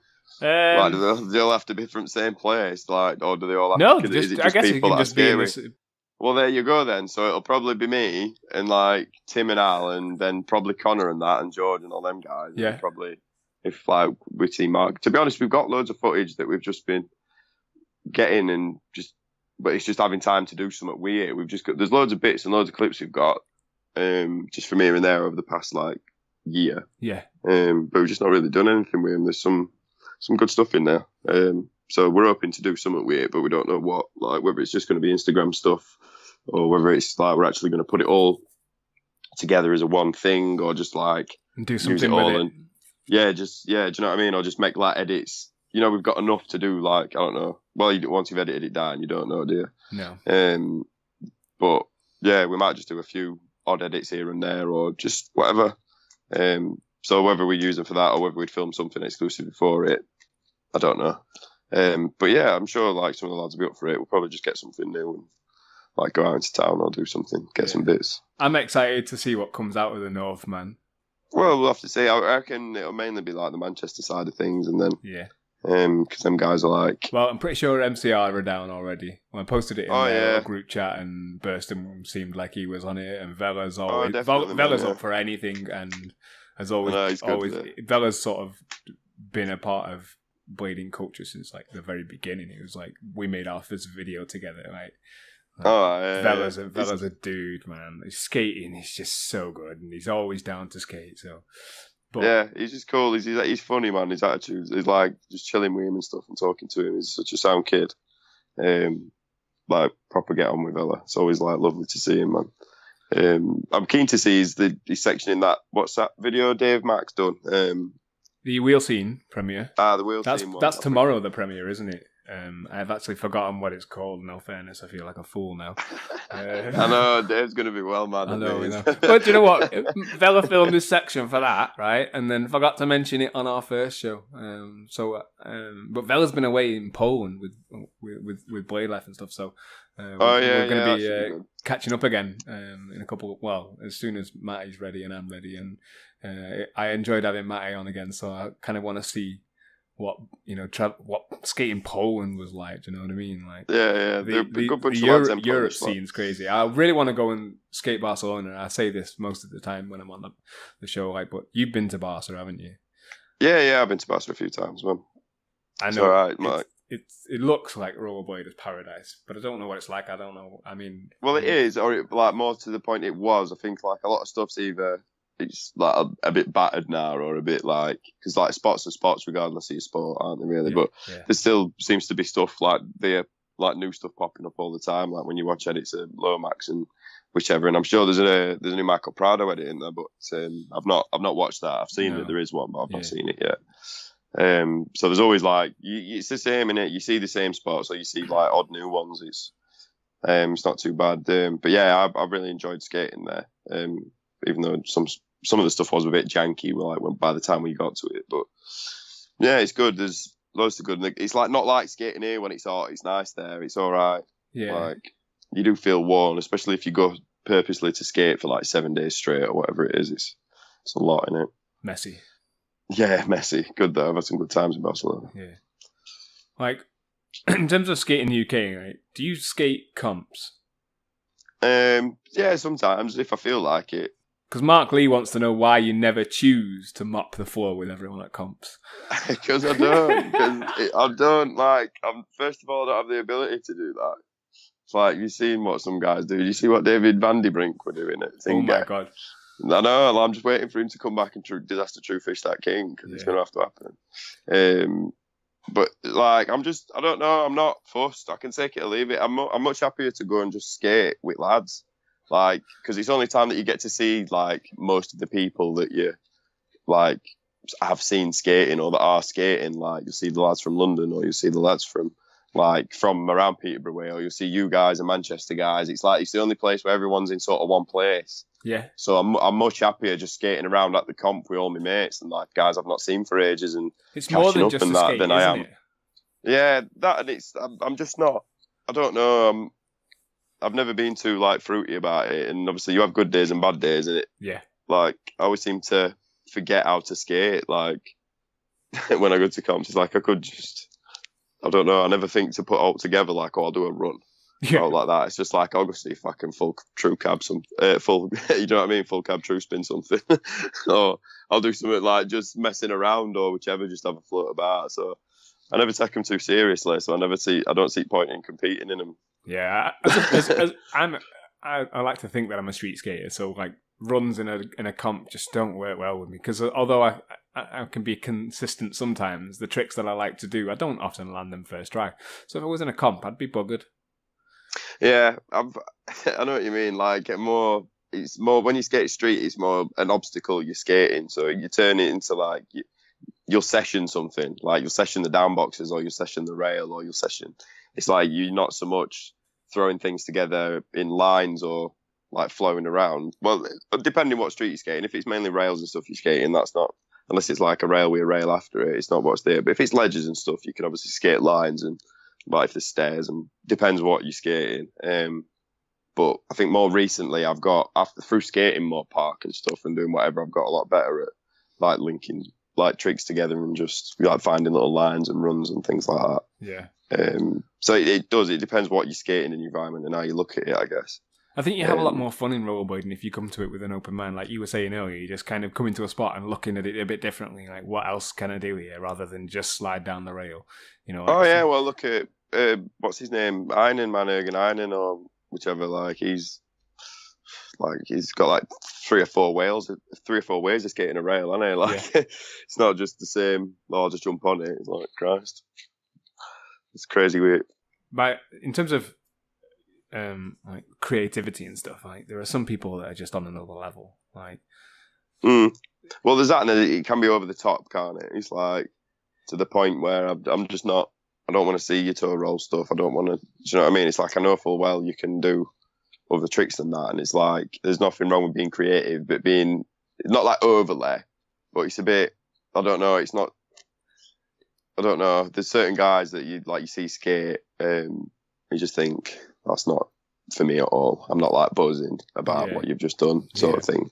But it's nice to have like aspects of it, like to have like an all-round sort of ability. I much prefer to have like creative aspects within skating than solely just random foot drags or like heel rolls and toe rolls. And do you know what I mean? Yeah, I'd much rather see. I'd rather see a mix, like a broad spectrum. I'd rather see like some few nice rail tricks, some creative stuff, whatever.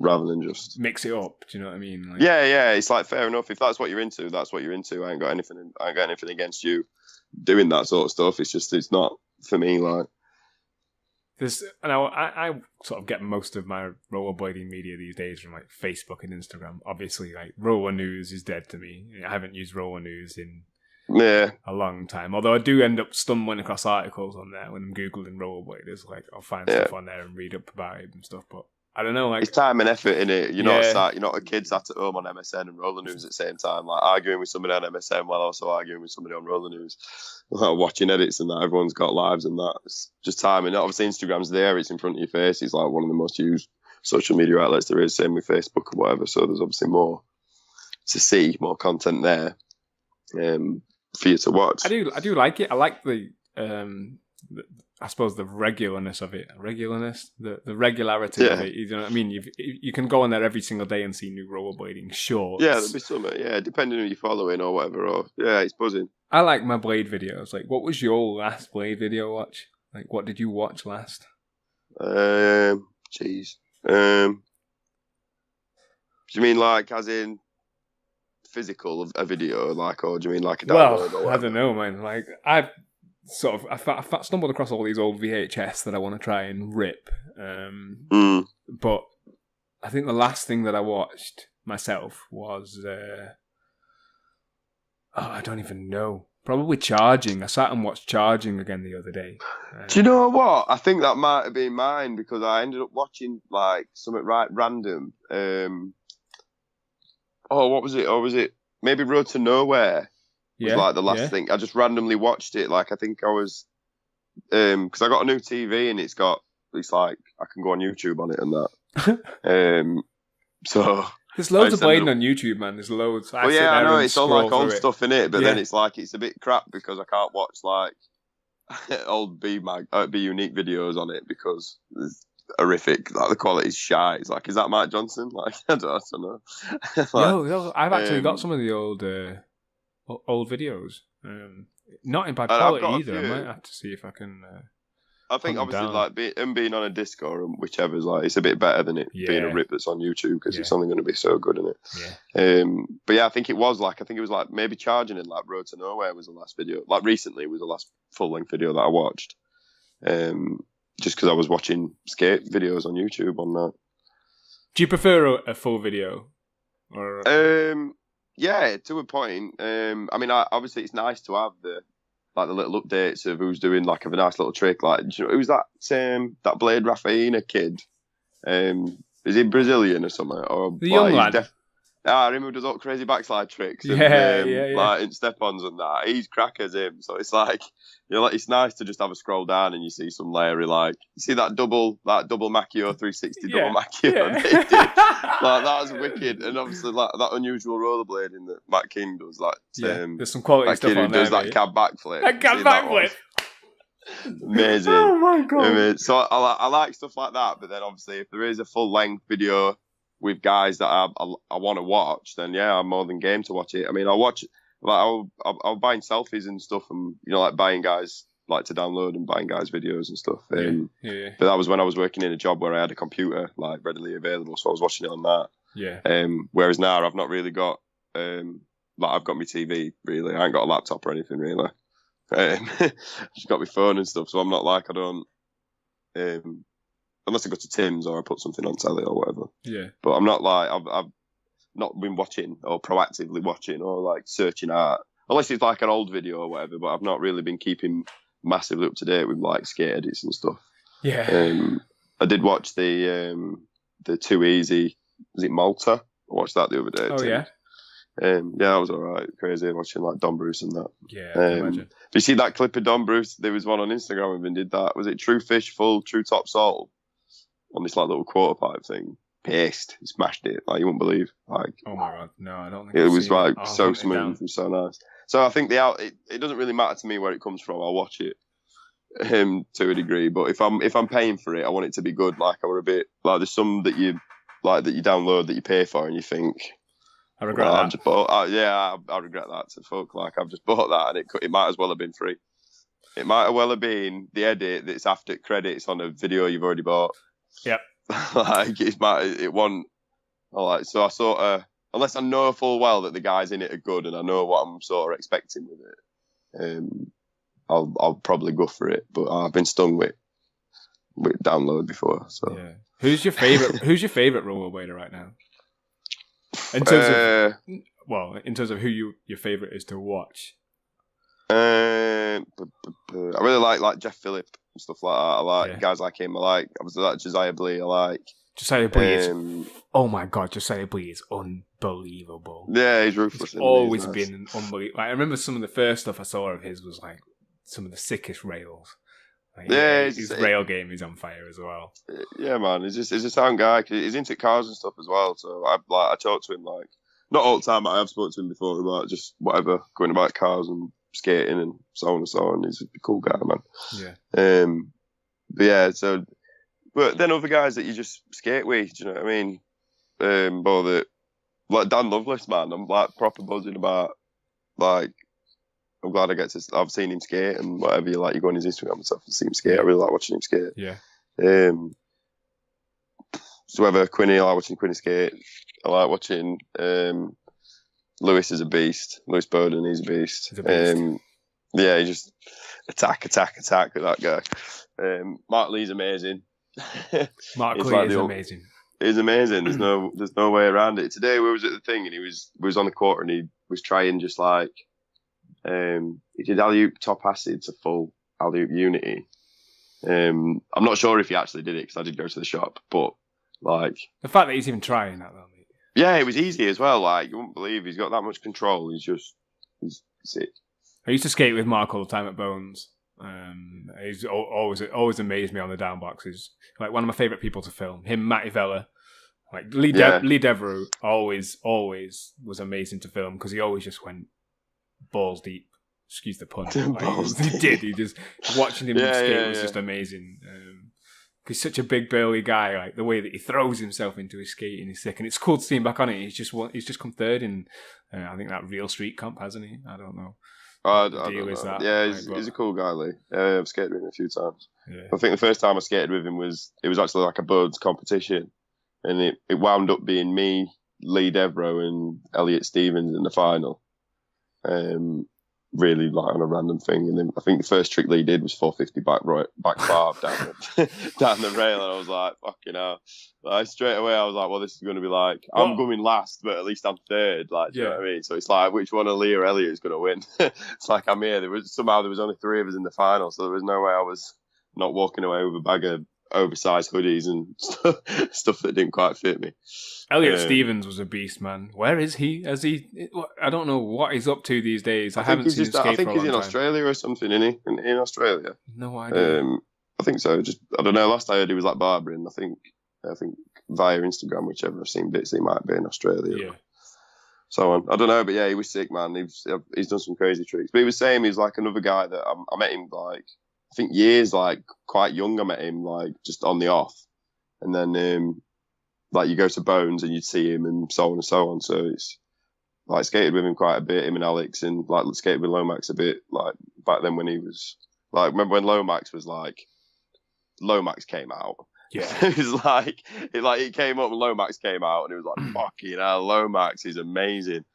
Like and he was just doing crazy stuff. Like it's like the older edits of him skating the up along and down box at Bones. Unbelievable. Doing like true top sole, full cab, true top sole down the foot over and disaster to true top sole again. It's like, how have you done that? Like Scott Allo, I've never met anyone who could jump as high as Scott Allo can. Agreed.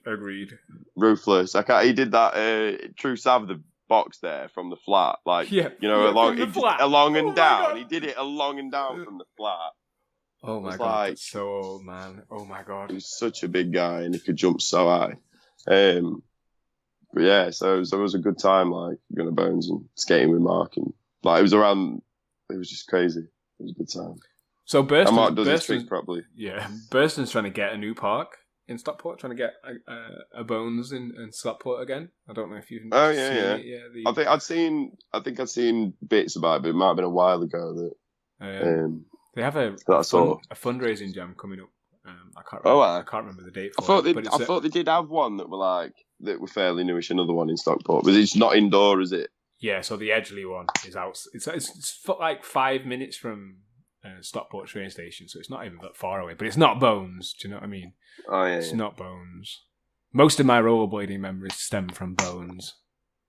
Yeah, I've had some good skates there, man. It was like skating with Swain and stuff, and like all the guys that used to follow him around, and like just kids that skated there purely because of Swain, because Swain was the man at the time. Like anything Swain can do. Like if you like think of something and Swain would do it.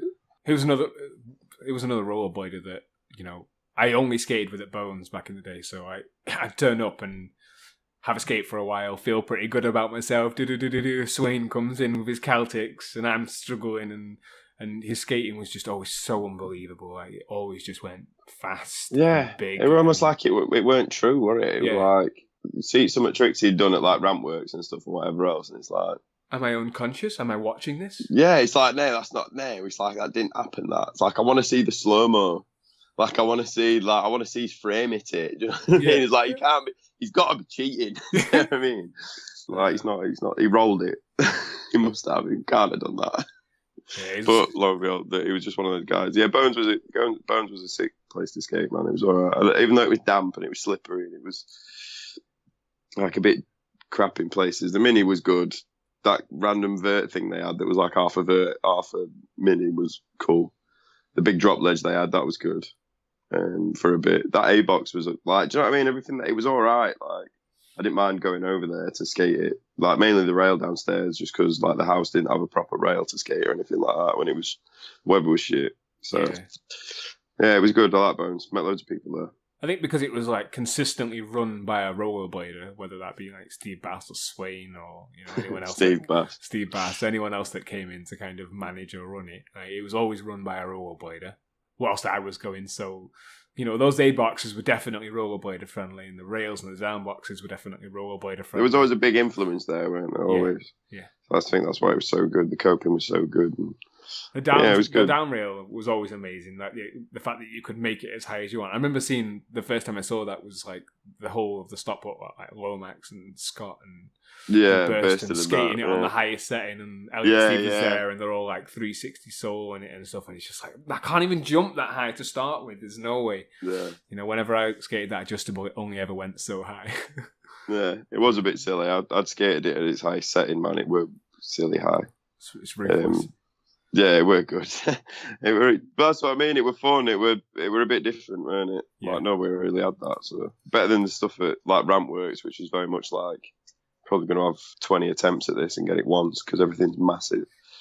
It is huge. I do struggle at Ramp Works. I don't like it, man. I think it's been like that for that long, and it's all right if like you're doing Hurricane Topsols, Disaster Hurricane Topsols and that. But if you're not, and everything takes ages to get to, it's like you skate for absolutely ages to get to a quarter pipe that's like huge, absolutely massive. So you're knackered by the time you get to it. And then if you fall in it, it's like, oh crap, I've got to start again and skate all the way back to the other side now and then wait my turn for 20 minutes.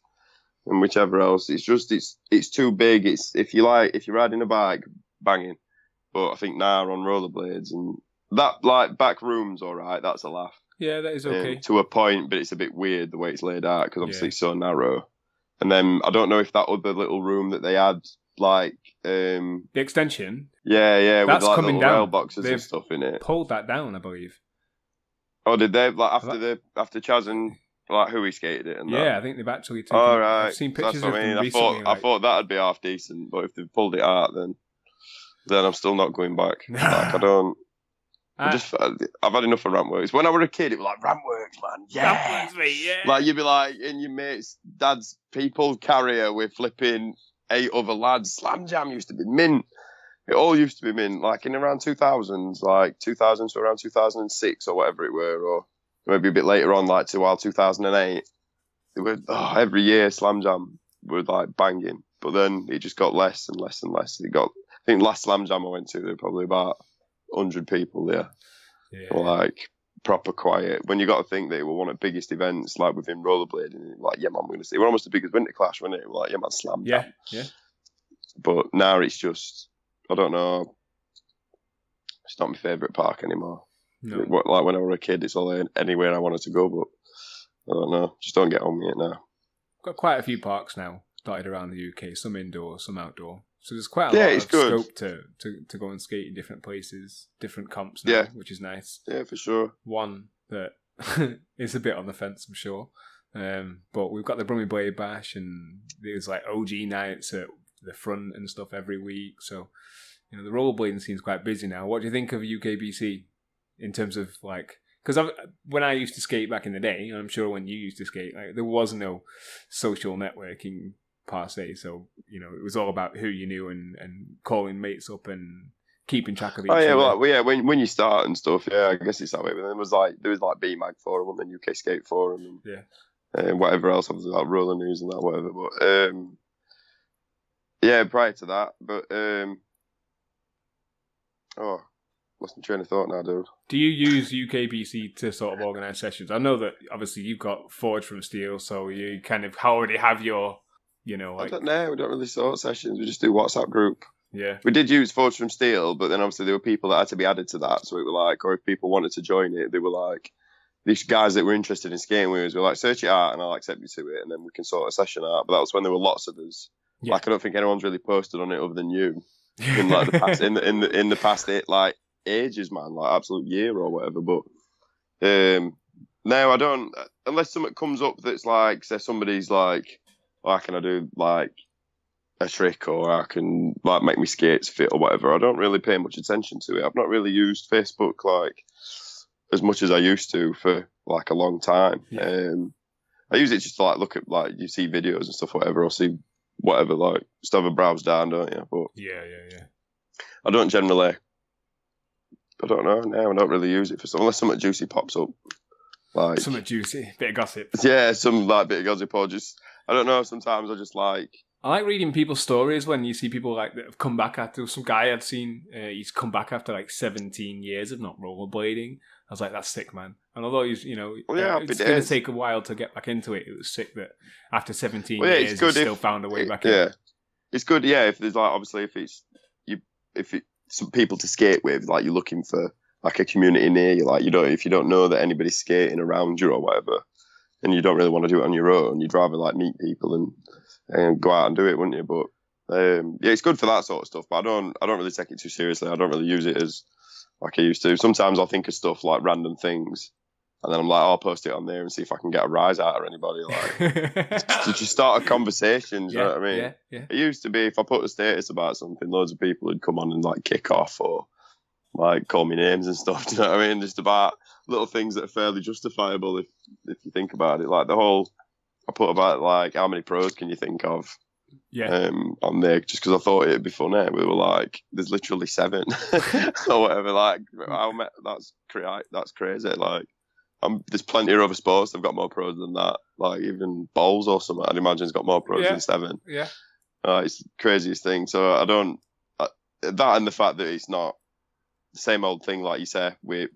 Razor's not making pro boots anymore. It's like there aren't any particular pros. It's like there are like obviously like Quinny and Nick and like there are people out there making a living solely off rollerblading, either within a business on a business level or like actually rollerblading. But it's not like it was. It's like you can play professional ice hockey, but they don't get paid a great deal for it. No, like some of the top guys do. Like I couldn't tell you how much, but I knew a few guys and they were only on like grand a month, grand here and there or whatever. Yeah.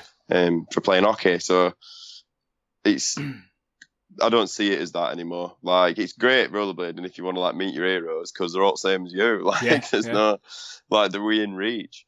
And they tend to be like sound guys and that, but there's no professionalism within rollerblading anymore. It's if you're doing it solely for the fact that you like it or you love it.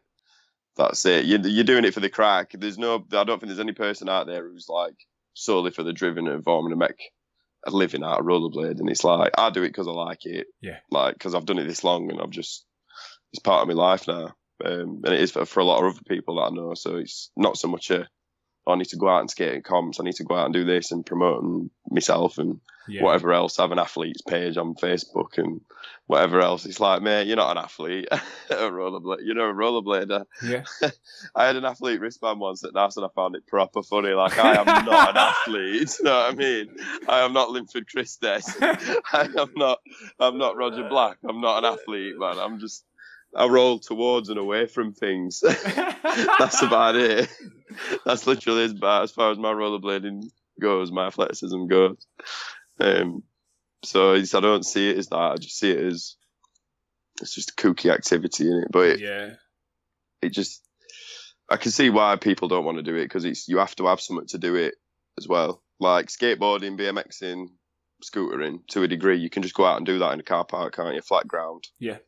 Do whatever you want. Rollerblading, you can do that. But even guys that are out there just doing test slides and stuff, they've got cones. Yeah. So it's like like big wheel guys like who aren't skating aggressively. Like you tend to have. You still need tools. You still need tools to portray the kind of rollerblading you need a leg, you need a curb, you need a box, you need whatever it is. You need something to. Otherwise, you're just skating about. Like do a 360 or something.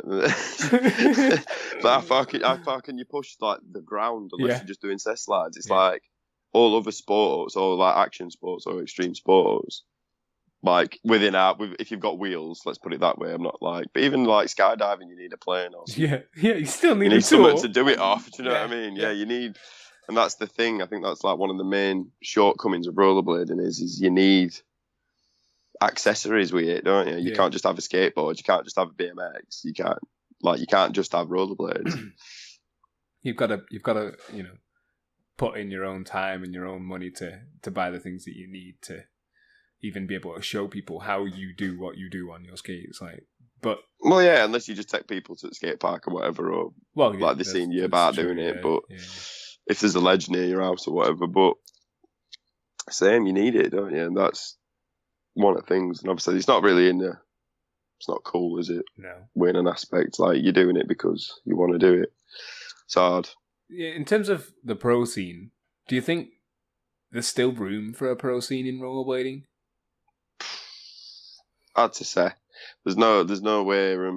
Like, what do you define as a pro scene? What do you define like people who are actively getting skates and wheels and whatever else, like your Lomaxes or you? I mean, yeah. Ironically, those are the kind of pros that I always remember. But I don't even think Lomax ever made enough money to be able to sort of live comfortably off roll. I know that Aragon made some money. There's no denying that. But he. Well, I don't know. I'd assume so. I don't want to like mar the things of like what people have done within rollerblading. Like I don't know the ins and outs of it. I don't know how much anybody's making at doing it. If you are making enough money to do something like it, well, good on you, man. Like you're obviously good enough in marketing yourself within a way that you're earning it.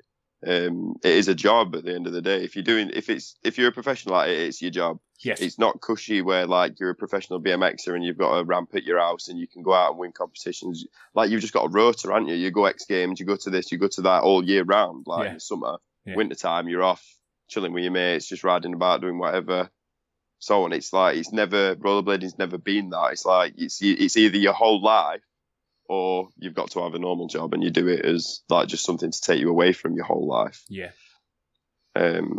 So I really don't know if they have like fair on them, like it's the way it is, but I don't think there will be because there isn't enough endorsement, there isn't enough professionalism in it, there isn't enough money there, it's not there for it to be that way.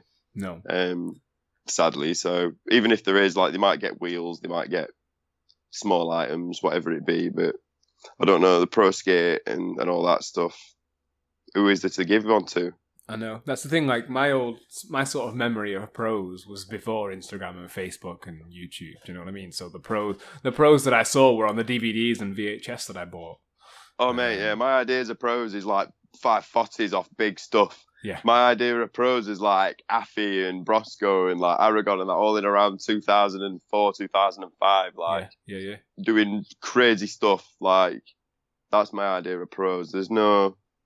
It's all a lot more toned down now, especially because we've always had the same pros. Like ever since I remember, there's been Haffy. Ever since I remember, there was Stockwell and stuff like that. And it wasn't until obviously like a few years ago that those guys stopped being well, obviously half he is to a degree, I guess, but stopped being like professional rollerbladers, and they there wasn't any new pros then. It was all the same guys still.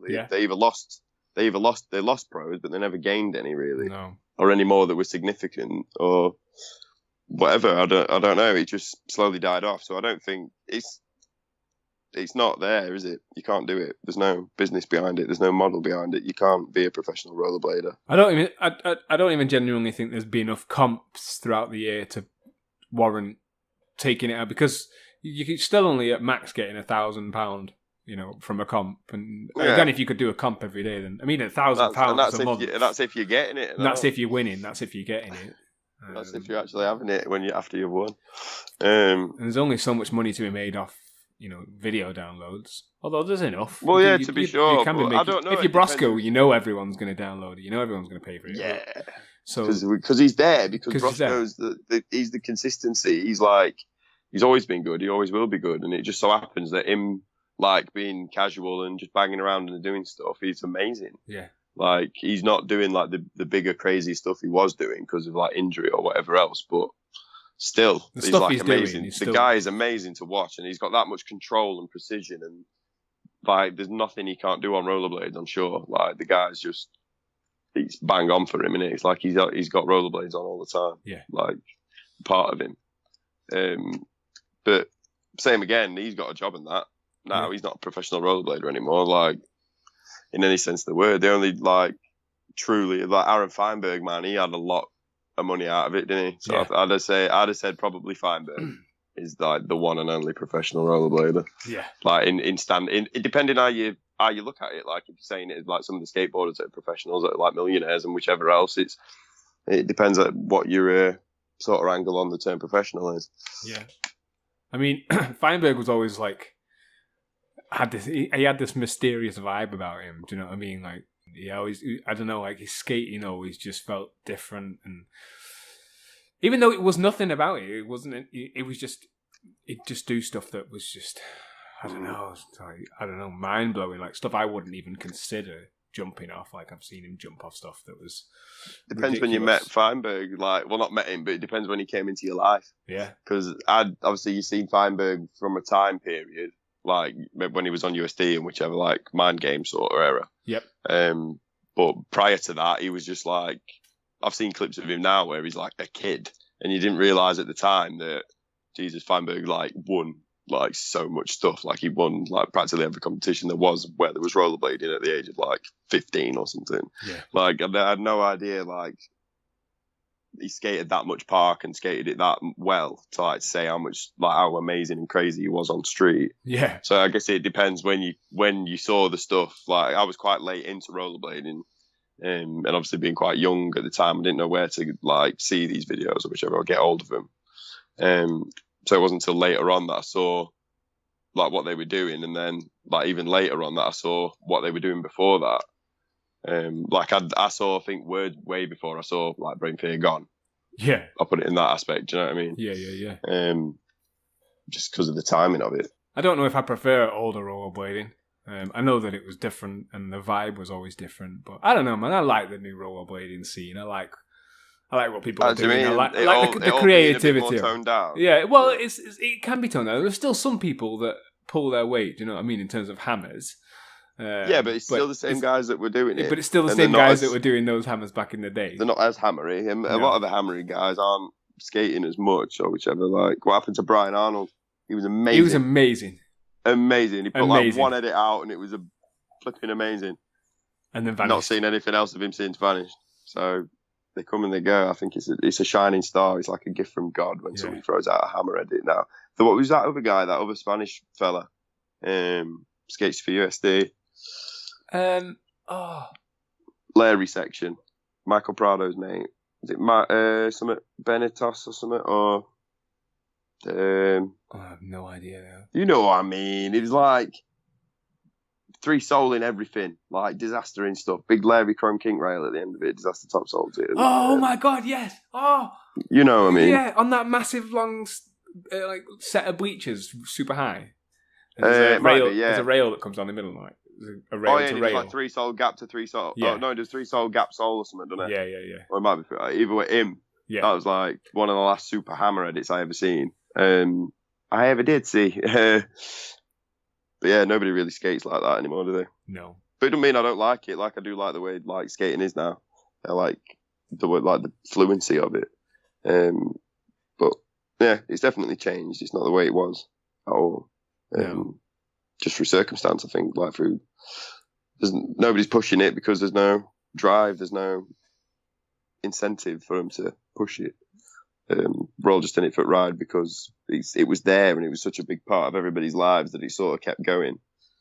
As opposed to fully stopping because people still care about it and people still want it to exist, but it's the same people that have cared and wanted it to exist for the past 20 years. Yeah.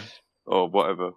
So I mean, it's good that it keeps people around, and it's good that it's keeping people connected. But it's definitely, I like to think rollerblading is different to all other sports. I know they are all different in respect to each other, but like just the scene of rollerblading, like scootering's massive, and it went from nowhere to being massive. BMX is massive. Skateboard is massive. Scootering's like got a bit of a tenure on it now in a way. Yeah, I remember back in the watching like older X Games was when they had the mega ramp and stuff. They had scooters on there, and they had like it. I remember like maybe 10 years ago or more when there was like. They were still little chromy, crap, skinny things, you know, like yeah. They weren't like heavy duty ones like they are now. But they've sort of got a leg in it now. Yeah. So I can see sort of why it's taken off so well, and it's accessible, isn't it? Yeah. And everybody likes spinny, whippy things and backflips, man. It's definitely accessible. It's definitely easy to pick one up and give it a go. I like to think the progression on a scooter is often certainly quicker than the progression of rollerblading. Like you can't just put some rollerblades on and start doing kink rails. Although you could give it a go. You know, it takes time to get used to it and develop the trust that you need to do it. Like you say, like some of the best rollerblading is handrails, in my opinion. Like, I love watching how comfortable people can get on rails. It's dangerous sometimes. Yeah, it is like super dangerous. Like there's a John Like trick that was on, I think it was on Wings, and it does some like crazy. It's like top sole 270 backslide to like alley sole, like true alley sole. It's the weirdest trick, and it's like fucking hell, that's ballsy. That's why I like watching like Jeff Phillip, because the way that he skates and the tricks that he does on rails and everything else is just like so techers. Yeah. That it's like reminds me of how people sort of used to skate, like how Kelso's used to skate and how like who he used to skate, and you know, like the unbelievable amount of cleanliness and just like precision rollerblading, like unbelievable switch ups and stuff like that. Consistency, I remember when, isn't it? Yeah, I remember when budgets were a thing. Yeah. Remember when everyone was like, yeah man, budgets, like I'm gonna do Soul Talk Slide Sunny Day. Like, oh my god, like was it Chris Farmer that like invented that or whatever? Like, I don't know. But like, man, budgets, it were actually a thing. Yeah man, budget switch ups. Yeah man, budget. Yeah, we'll do budget. Just the fucking term alone, budget switch ups. Budgets, man. People don't realise like budgets were a thing. Like I could say to Al, I was a budget, and be like the lurch and that. Like, you know, like you do Royale Alley Topsole. Yeah. Like as a switch ups, like the lurch, like you used to call it, because of some guy. I forget his actual name. His nickname was Lurch, and he used to do it all the time. So it's called like the lurch. It's one of my favourite switch ups, I think, on quarters, Royale Alley Topsole. It's a fave for a lot. It's a fairly sort of safe. I remember when I first did it, man, it was like gift from God. But I've like, you just get carried away with it then, don't you? It's like, yeah man, Royale Topsole, full Royale, Royale Topsole, full Royale. That's all I want to do in life. And then just sets you down it. But yeah, it's definitely one of them switch ups that's like, you can sort of get carried. There's skaters that skate with that switch up. Like, there's me. Like even Mike Johnson, man, he was a very Royale Topsole guy. He was a lurchy 100%. Guy. Woodsy, he's a very lurchy guy. Aaron Turner, loads of people. It's a very go-to sort of move for lots of people, I think. Yeah. It's just one of them comfy ones that just so happens to look really good and like sort of simple, self-explanatory. It's quite nice. So, what in terms of the rest? Oh my god, I'm knocking my computer about. Like the Brummie Jam's up next, which I'm going to try and get to. I want to go and skate Birmingham Street. It's good Birmingham. There's some bits around Birmingham Street. But have you got any plans for the rest of the year? Not really, mate. No. No more holidays. No more Ibiza. Any more tequila? No. Like I said, I don't. Well, maybe something, but I don't know. I'd like to go to Clash again because I've only been once and it was. I really enjoyed it, so I'd like to go to Clash again, maybe. But just to go and like get on it as opposed to like skating, because I tried skating at the last one and it was all right, but it was like trying to skate at Slam Jam in 2005 was like impossible. Yeah. And it's hard to just sort of like chill and everything's a bit weird, but I don't know. Like in terms of obstacles are a bit weird, but yeah, nothing really was coming up. There's some stuff I wanted to go to, but like through being just busy or whatever, I've not managed to get to. But no, nothing in particular really. Just going to skate around, just skate street really. Try and skate whatever. I've pretty much got nothing to do now apart from work, skate, and film for Battle My Crew. I've got some rails around me in St. Helens I want to go back and try. Every time I go out though, man, I end up hurting my arse on a handrail. It's really freaking me out. I just think it's going to be me for the foreseeable future is find a handrail, hurt myself, take a few days off, find a handrail, hurt myself, take a few days off. It used to be with me, like, I just stand at the top of the thing, like, right, it's time to, do you know what I mean? Let's have it, let's get hurt. I used to just say, like, it's time to get hurt, lads, let's go. Like, just let's have it, let's just have a go at it. And it drives you on a little bit, but you learn from your mistakes, you learn how to fall, don't you? You learn how to, like, slide down a rail and not die. Yeah. Like, completely, but it's all in your head, it's all a confidence thing. I tend to, like, distract myself and sing, like, songs in my head and stuff when I'm skating rails and whatever else. I just like that and whatever I'm focusing on at the time. It's like, it's weird. I can't skate with like headphones in, and I can't really skate when people are like being really loud and talking like next to, you know, like, say you're at a spot with somebody and like they're having a right laugh like next to you. It's like, I'm gonna make it's sort of off-putting me a little bit here. Do you know what I mean? Yeah. But like, you can get rid, not all the time. It's just sometimes depending what trick it is or what I'm doing or what sort of mindset I'm in that day. Sometimes when I go skating handrails and stuff, like I don't put headphones in. I'm not skating to music kind of guy. I do like to be able to kind of hear my own thoughts when I'm I'll look at the rail and I'll approach it a few times and talk to myself. And oh yeah, you do. Like, yeah, you always do. You got to talk yourself into it. Yeah. But I think the more like I've done it, the more I've been doing it, the more I've kind of gone to a rail and just gone, right, well, I've done this rail and it was pretty much the same. So, I relax now. You've got to be quite relaxed, I think, in your own space, in your own zone. Even if you've got people around you, just skating rails is something else, man. Just just chill, relax with it, I think. I do like skating rails. Like there's some rails I've never even done Big Blue. No? To be honest. No, I've never done it. Only because the run out is like terrible now. There's like loads of, like, by the time I got sort of able to have a go at it, there was like more posts at the base of it. I've skated the other side, like the non-drop side. I've done some tricks down that, but for some reason that drop side's always just eluded me. But there's a couple of tricks that I said I'd do for like some older edits that I just never did. So I've got a few tricks like written down that I need to actually go and do down Big Blue. Like, I'd rather skate the Alum drop rail. Like, I've got no problem with skating the Alum drop rail, the big green thing from SYS. Mm-hmm. Like, I'll go and skate that, but I won't. Big Blue just puts me about. Like, being next to the road and everything, it's a bit of to say like what tricks have been done on it. Like, it's crazy. Yeah, you have to try and get a couple in it for Battle My Crew, mate. Yeah, definitely. Well, funnily enough, Josh, like from Noya days, he's back in Chef now, and he lives in like the building at the bottom of Big Blue. Like, literally, his bedroom window like looks out at it. So that would be quite cool. We should go down and like do something one day with that. But yeah, random thing, like, you can't escape Big Blue. It's not blue anymore though. They painted it grey. No way. Yeah, it's grey Shocking.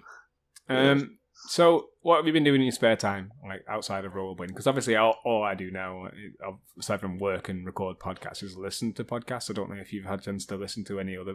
There's quite a few of us now. There's like podcasters. I listened to like the Mushroom one, and I've listened to a few others like Rocktown and stuff, and whichever else. I've listened to a few over the time, but mainly my spare time is like working on cars and stuff with my mates. Either just like going out, seeing people, chilling, going out and having a drink and that, whatever. Like, pretty standard thing, really. I go out with, I got a dog that I walk, like, my best mate's mum's dog. So I look after her, like, on weekends and stuff and whatever else. And yeah, just chilling, really. Not really up to much or anything spectacular. Yeah. Just chilling, just get around, just play a bit of guitar, go and chill with Tim, watch edits, like, try and actually edit footage we've got. Yeah. Standard stuff, go out with the lads. Nothing too crazy. I'll have to come down and skate, mate. It needs to happen. Yeah, for sure. I don't know what my schedule is at the minute. I work 12/9, which is like the weirdest shift in the world. So it's kind of thrown me a little bit right now. I'm trying to squeeze in skates in the morning and stuff, but I'll give you a shout and we'll do something, man. I'll come down and skate. Yeah, for sure. We'll definitely hook up with something. Well, if you're going like Brummie Jam and whichever else we can sort something out when we're there, man. Yeah, definitely. But yeah, you're always more than welcome to come up. Like, you can get the train in and out. Like Johnny and whoever else get the train, chef or whatever, or we meet up and go to Manchester or whatever's more local. I need to skate more Manchester, to be fair. Yeah. I feel I've only ever skated like Velodrome and stuff, and like recently. Before we never really skated anything like too good there. So I'd like to get around and actually just explore it a bit and see what's there. Yeah, it's one of my favourite things though, man. Just jumping on car and getting out and hunting down spots and stuff. Manchester's full of them. Sheffield, and I've walked through Sheffield a few times and seen stuff and been like, right, why have I not brought my skate? So we'll hit it up, man. We'll skate. Definitely. I'll give you a shout and we'll keep in the loop about the Brummie Jam. Yeah, man, for sure. I'm going to be taking some equipment with me so we can catch up at the Brummie Jam as well. Ah, man, buzzing. Yeah, no danger.